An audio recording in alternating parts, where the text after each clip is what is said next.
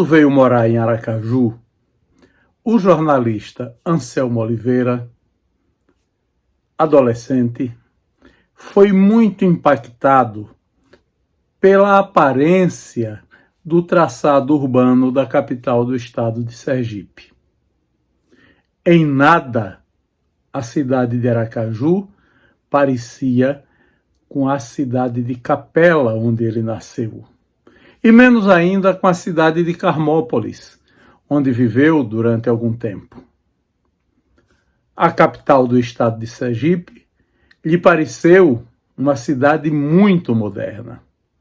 Impressionado com o movimento dos automóveis, impressionado com a quantidade de praças, impressionado com as edificações, impressionado com aquilo que lhe parecia uma cidade vertical, com os seus sobrados de 2, 3 pavimentos e com os poucos edifícios com mais de 3 andares que existiam na cidade. O fato é que foi o grande e primeiro conceito de cidade moderna, de cidade grande, que Anselmo incorporou. Neste vídeo de memórias, ele nos revela o impacto que a mudança de Capela para Carmópolis e de Carmópolis para Aracaju causou nas impressões suas de menino, de adolescente, de jovem. Vamos acompanhar o depoimento de Anselmo Oliveira. Bom, eu, como fui morar na República, lá da Travessa Império, ainda com 19 anos para 20 anos, né, e quando eu conheci Selma, que é a mãe de Sami, meu filho mais velho, que nasceu em 1981. Então, naquela convivência na República, nós tínhamos duas coisas. Ela tinha acabado de terminar direito, eu estava fazendo direito. E nós participávamos de um grupo religioso no São Judas Tadeu, que era o grupo franciscano, né? Que participava inclusive uma irmã de João Fontes, né? E outras pessoas assim na época. Então a gente tinha muita afinidade. Essa afinidade terminou levando a uma relação. Nós não chegamos a casar, mas tivemos uma união estável, onde nasce Sami. E quando a gente resolve se separar, ela permaneceu sendo uma grande amiga até hoje, né? Já casou depois, tem outro filho, e nos deu Sami, que é um filho muito querido, que é o mais velho que eu tenho. Na verdade, depois disso, eu estava ainda muito jovem, quando eu conheci Inês. Inês era uma comerciante de uma loja muito conhecida em Aracaju, chamada Inês Center, que era representante da Demilos, aqui em Alagoas, na Bahia e tal, que me foi apresentada por um amigo poeta, que era vendedor também, e era um dos vendedores da loja. E ele terminou me apresentando e nós nos aproximamos. Com Inês eu casei, eu não tive filhos com Inês, ela é que tinha 4 filhos. Então, na verdade, eu tive 4 enteados, que hoje já estão todos adultos, tal. Um mora na Argentina e os outros 3 moram aqui e tal. Com 12 anos, 13 anos, eu também não deu certo, me separei.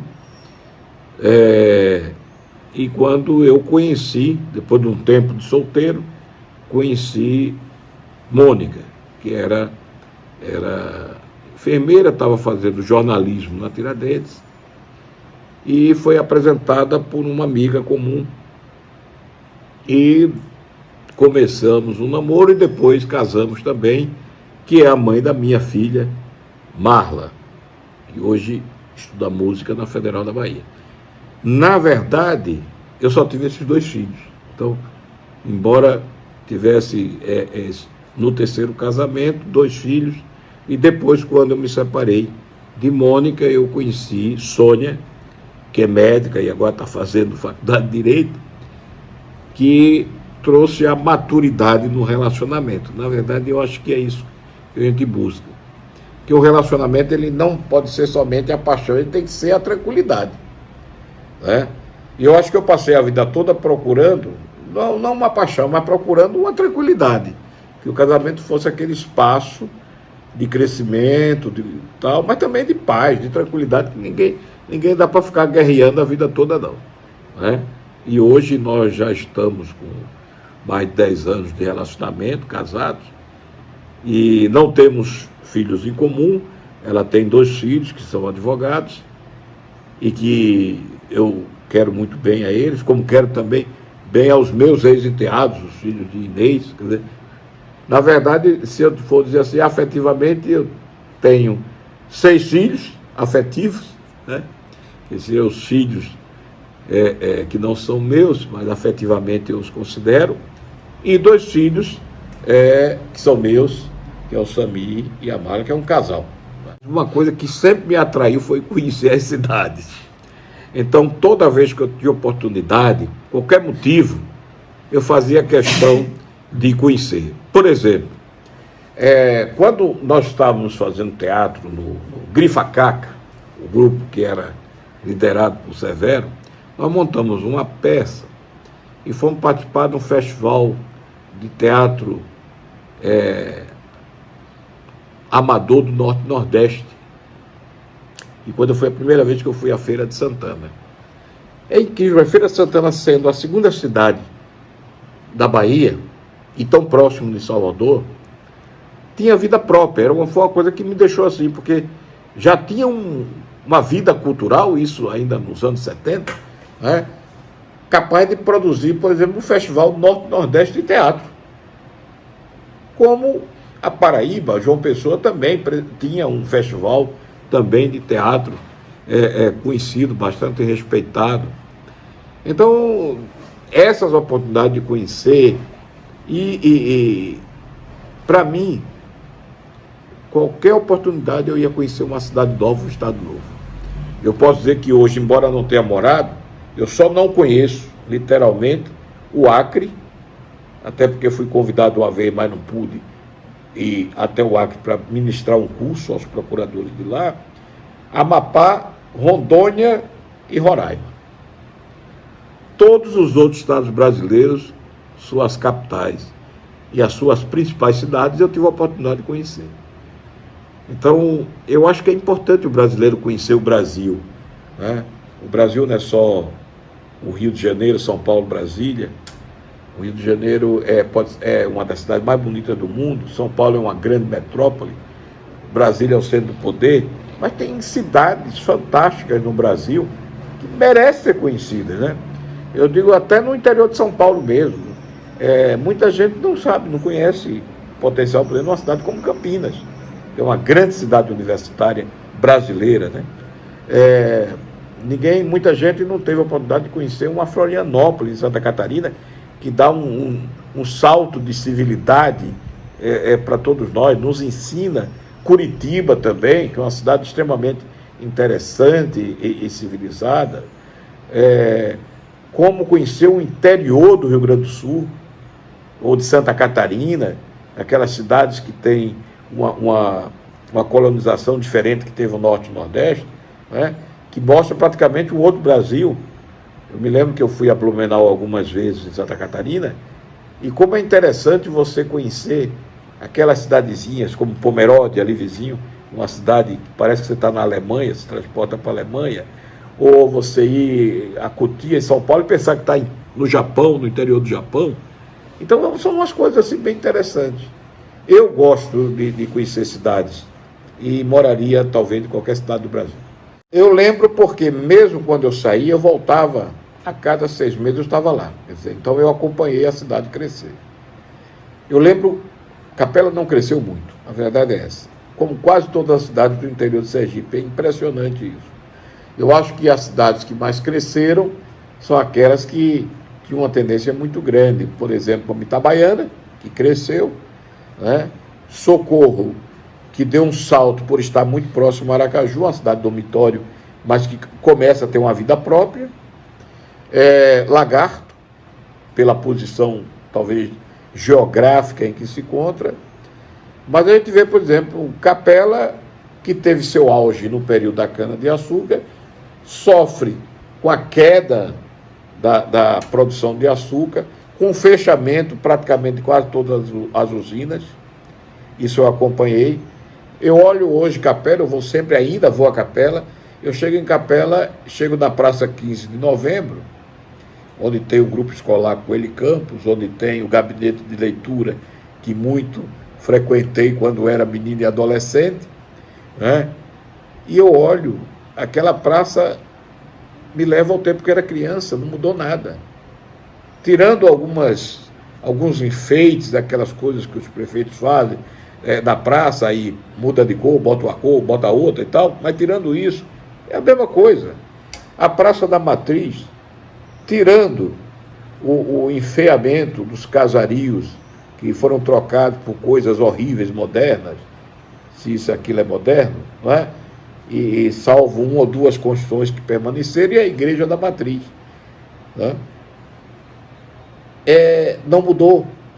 Do lado, nós temos lá a Rua das Pedras, que é uma rua que eu me lembro quando eu era criança, que era de pedra como se fosse no tempo do colonial, não era calçamento de paralelepípedo, era pedra mesmo, daí o nome Rua das Pedras, que leva ao cemitério principal da cidade, que é o cemitério dos ricos. Os pobres se enterram na Conceição, onde meu pai está enterrado, lá na Capela, que já fica quase na periferia da cidade. A Rua da Palmeira, que na verdade era uma avenidazinha, que plantaram as palmeiras e ficava a delegacia, não sei o quê, que conheço bem, porque minha avó um tempo morou em frente à delegacia e eu andava ali. O Colégio das Freiras atrás da Matriz, Colégio das Freiras, que tinha uma tradição, né, que reunia as moças de Sergipe internadas.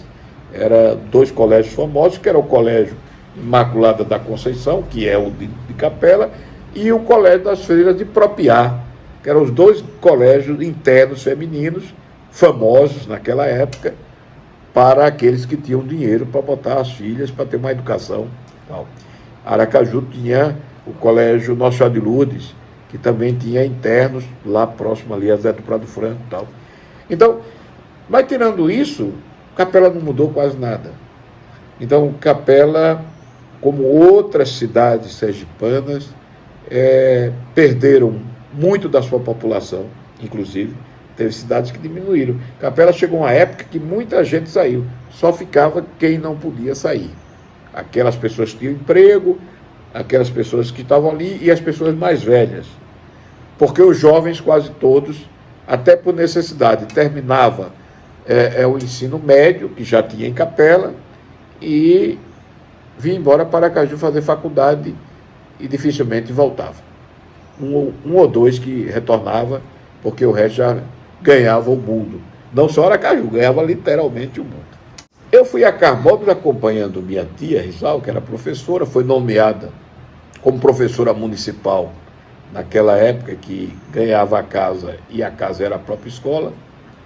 E minha tia me levou e eu tomei um choque quando desci no trem da estação, porque Capela para mim era muito maior, era um universo maior, né? Capela tinha 3 praças, a Praça do Amparo, onde tem a Igreja do Amparo, grande, cheia de eucaliptos, com cruzeiro, onde eu joguei muita bola, a Praça 15 de Novembro, onde ficava o Rio Branco, o Grupo Escolar Coelho Campos, a Praça da Matriz, e aquela sensação, né? Tinha um estádio de futebol, o estádio do Rio Branco, tinha um estádio de futebol, então era um dos poucos municípios que tinha estádio de futebol. Eu chego em Carmópolis, que eu vejo uma estação de trem, uma praça, uma igrejinha, a prefeitura e 2 ruas assim, e acabou. A única coisa que me chamou a atenção quando eu cheguei é que ter visto muita gente com o macacão da Petrobras.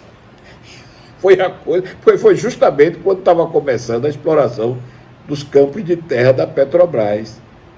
Eu fiquei chocado, na verdade. Na minha cabeça eu penso, como é que minha tia deixa a Capela para vir morar em Carmópolis? Né? Foi um choque. E aumentou esse choque depois, quando eu venho para Aracaju. E aí eu não queria voltar mais a Carmópolis, porque depois vinha Aracaju. Eu já olhava a Capela como uma cidade que era muito menor. e olhava Carmópolis, que era menor ainda, daqui a pouco eu vou parar num povoado. A sensação era essa. Eu acho que a primeira coisa que me chamou a atenção, porque quando eu cheguei em Aracaju, o morro, o areal do Bonfim tinha sido já derrubado. Surgia uma coisa novíssima, e você não via em lugar nenhum, que era a rodoviária de Aracaju. Né? A rodoviária de Aracaju era um espetáculo para aquela época, aquela coisa assim, aquele prédio até certo ponto imponente, né? Como era logo ali perto, eu me lembro, meu pai me levava lá, o Hotel Palace, um hotel daquele tamanho, um negócio, né? O prédio da Receita, aquele prédio que fica na General Valadão, o Palácio Serigi, já foi tudo, até cadeia, né? Mas era um palácio, quer dizer, uma ideia de palácio, eu nunca tinha visto uma ideia de palácio, tinha um palácio. A Praça Fausto Cardoso, aquela ideia de que você estava numa cidade grande, né?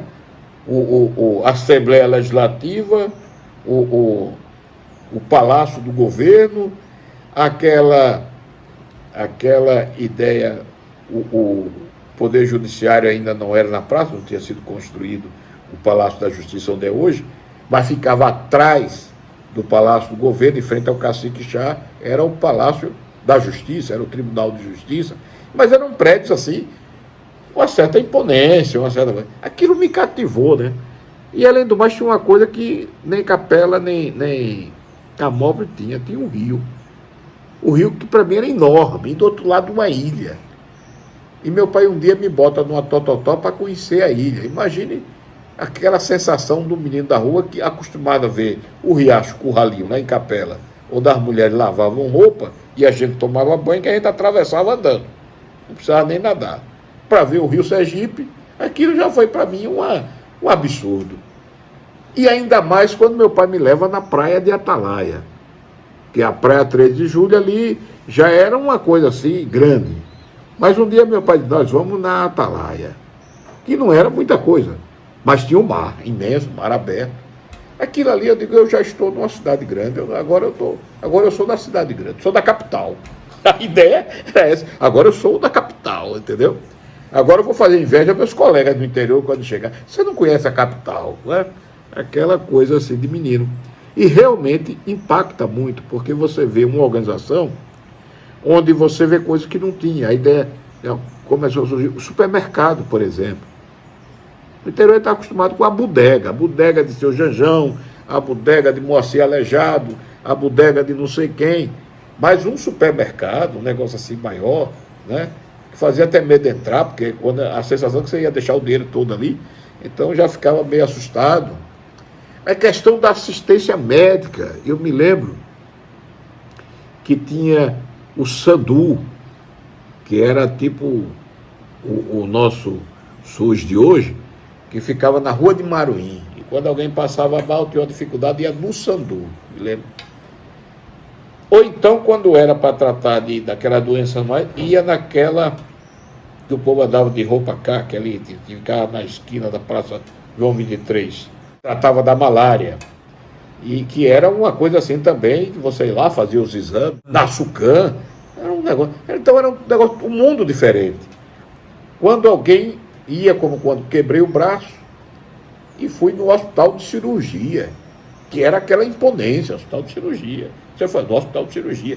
Tinha menino que era doido para quebrar o braço para ir para o hospital de cirurgia, para engessar o braço, imagina a loucura. Né? E que a cidade, embora fosse pequena, praticamente terminava no hospital de cirurgia, porque depois vinha um areal ali, depois da esquina mesmo, a casa do doutor Leandro, foi governador, o hospital de cirurgia, a Praça da Bandeira, e a Pedro Calazans, e ali pronto. O Oratório de Bebé que já ficava assim, meio dos cafundós, já era uma coisa assim da periferia, né? Não existia nada pro lado de lá. Depois é que vai crescer, nos anos 70, aí começa com toda uma infraestrutura que, graças a prefeito João Alves, que é ele que vai desbravar aquilo ali e vai dar uma organização urbanística aquela área de lá, que antes só tinha areia e lagoa, areia, lagoa e pé de manga e muita abelha daquela região, por causa das flores das mangueiras, tal. Essa era a minha ideia que eu tinha de Aracaju. E que para mim terminava no estádio municipal de Aracaju, onde hoje é o Batistão, e ia até a igreja do Santo Antônio. Então o Aracaju era aquilo ali que era grande demais, né? A gente demorava para conhecer tudo isso, né? Eu me lembro que tinha um tio que morava lá no Santo Antônio, e quando ia lá na colina e olhava assim Aracaju de lá, isso é que é grande, isso é que é uma cidade grande. Porque na minha imagem, na minha lembrança, estava a figura de Capela, a imagem de Capela e a imagem de Carmópolis. Com todo respeito à minha cidade natal, Capela, e a Carmópolis também. Caramba, eu cheguei em Salvador com aquelas informações todas que eu tinha obtido antes, como o cinema de Glauber Rocha, os livros de Jorge Amado, a música de Gil, Caetano, já estava, né? Eu já tinha acesso a essas informações, e num período difícil que alguns nem estavam lá, outros estavam fugidos, e eu estava numa situação que não podia nem contactar ninguém dessa área, assim, a princípio. Por isso que eu resolvi morar, eu dividi um apartamento com esse meu amigo Cadete, que era médico recém-formado, e o apartamento ficava exatamente nos barris, em cima, na parte de cima dos barris, ao lado, pertinho da Biblioteca Pública de Salvador. Eu descia a Ladeira da Piedade, era um caminho que eu fazia para pegar o táxi na Praça da Piedade, em frente à Igreja da Piedade, e depois pegar a Joana Angélica para ir para o Cabula, que era longe pra caramba. O Cabula era no meio do mato. Hoje é um bairro grande e tal. Não existia paralela e tal. Era um pouco muito assim a imagem que eu cheguei de Aracaju. Ali era o fim do mundo, e Salvador mesmo era a Barra, era a Pituba, porque nesse momento que eu chego lá, a Barra era o chique. A Barra era o melhor bairro da cidade. Então, o Corredor da Vitória, a Barra, Ondina nem era, Ondina era quase lugar de veraneio. Pituba, a armação nem se fala. Então, a vida da cidade de Salvador, a vida elegante, ficava na Barra, onde ficava inclusive também o Yacht Clube, ali na ladeira da Barra, pé do pôr da Barra, né? E o Corredor da Vitória, que era o lugar mais elegante, mais chique, né? E eu vou morar num lugar que não é também longe disso, porque eu vou morar nos barris, descendo a Ladeira da Piedade, eu estou na Praça da Piedade, em frente ao Gabinete Português ali, e na Avenida 7, que me proporcionava ter acesso ao Campo Grande, ao Teatro Castro Alves, ao cinema ali no final da 7, com a Rua Chile, né, no Largo ali, depois veio a ser Cine Glauber Rocha, mas tinha outro nome na época, mas onde era ponto de encontro da intelectualidade e tal. E sem querer ou querendo, eu me aproximo do movimento chamado Poetas na Praça de Salvador. E olha o dilema, eu era oficial do Exército, naquela época, 79, e participando de um grupo Poetas na Praça, meio rebelde, e que declamava seus poemas no Mercado Modelo, na Praça da Piedade. Obviamente que eu fazia tudo para não correr esse risco, porque senão ficaria preso no quartel, né? Mas eu convivia com aqueles poetas todos, e inclusive eles declamavam meus poemas. Eu não declamava, mas para não correr o risco, mas ele declamava meus poemas. E eu me lembro que uma das coisas que ele gostava muito era ir para o Pelourinho, naquele bar Cantina da Lua, e outros ali para ele fazer as performances de poesia. Eu ficava mais como espectador. E também no Mercado Modelo, naqueles restaurantes da parte de cima do Mercado Modelo, porque ali tanto tinha os baianos como os turistas. Então era uma forma dos poetas da praça apresentarem seus poemas. E eu me lembro de um poeta da época que escreveu um livreto, quase um panfleto, chamado Poemas de Moscou. Aí deu a doideira. Eu digo, agora eu vou ser preso mesmo, agora deu problema. E ele discutindo, declamando os poemas de Moscou, porque ele, na época, tinha um evento da juventude, e ele foi pela Bahia representar a Bahia em Moscou, efetivamente, nesse evento cultural lá em Moscou. E ele escreveu esses poemas lá. Os poemas não era tanto subversivo, não tinha nada, mas só o título do panfleto é que já era subversivo. Poema de Moscou era uma provocação, né? Então eu posso dizer que o que me impactou na Bahia foi a oportunidade do contato cultural, tanto com o pessoal da geração poesia mimeógrafa, que é essa poesia dos poetas da praça de Salvador, com o pessoal do teatro, então Nilda Spencer e outros que faziam teatro na Bahia naquela época. Eu sempre gostei de teatro, que me possibilitou fazer contato com eles lá, com o pessoal de cinema, que fazia aquele, como depois a Escola Técnica fez muito, que era jornada de cinema alemão, de cinema tchecoslovaco, cinema brasileiro. Então nós tínhamos lá, tinha o Instituto Goethe, na Bahia, que fazia muito esses eventos, e para mim era uma loucura, porque Aracaju não tinha essa possibilidade. Tirando aquilo que a gente viveu na Escola Técnica dos anos 70, 74 até 76, não tinha outro lugar que oferecesse isso. Aí quando eu cheguei em Salvador, o Instituto Goethe tinha uma programação cultural sobre cinema, literatura alemã, essas coisas todas. Você ia no Teatro Castro Alves, tinha uma série de coisas, mesmo naquele período ainda, digamos assim, da ditadura, mas tinha. Os eventos aconteciam. E quando não aconteciam de maneira clara, existia um forte movimento cultural na Universidade Federal da Bahia, na Faculdade de Arquitetura, na Faculdade de Direito. E isso, por causa desses contatos fora do quartel que eu mantinha, me possibilitava, por exemplo, uma vez eu fui levado, graças a isso, à casa de Jesse, que foi mulher de Vinícius de Moraes. Inclusive Vinícius estava lá pouco antes de morrer. Ele já tinha separado, estava no Rio, mas de vez em quando ia, matava a saudade da Bahia, ia lá visitar o terreiro de Mãe Menininha e terminava indo lá. E eu fui numa festa lá, estava Toquinho, estava Vinícius e tal. Eu fui de penetra, obviamente, mas fui tratado como se fosse convidado. Mas isso é uma história que eu achei assim, a Bahia fantástica, porque na Bahia todo mundo vira convidado, mesmo que não conheça o dono da casa.